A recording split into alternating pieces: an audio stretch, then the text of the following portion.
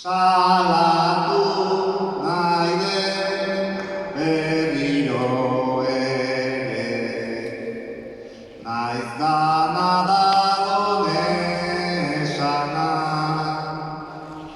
gehiegik eri poliziala,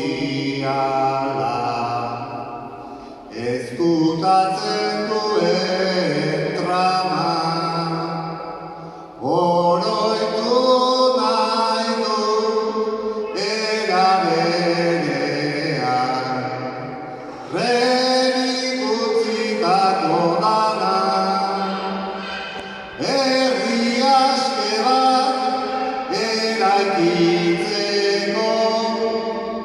Kompromisoa da lana, presente zeude gure ganire, izena eta izana.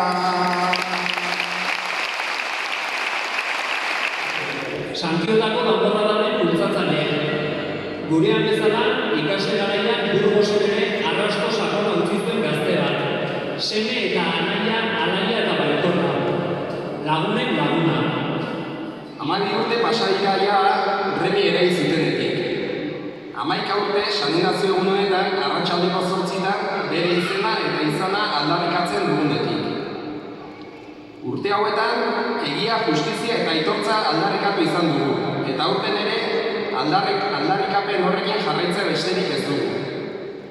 Honekin batera, memoria idatzi eta jasotzearen beharra azpimarratu nahi dugu. Herri honek, Villaonak, bere egia idatzi behar du.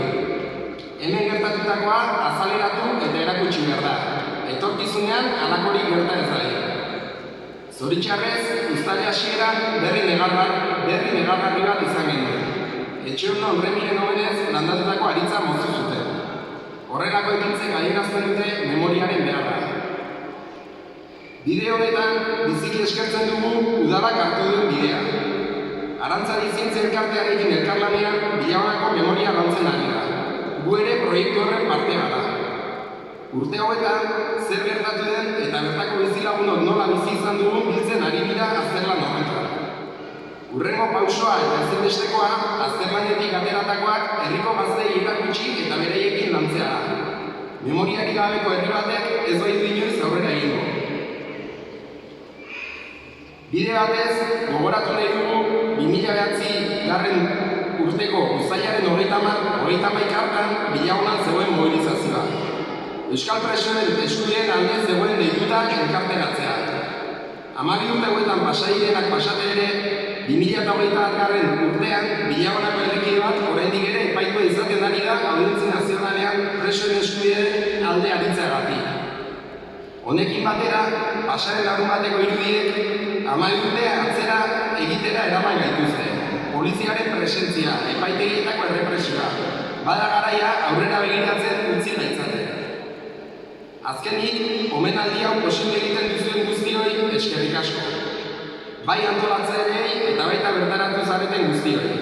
Memoria duen herriak etorkizuna izango.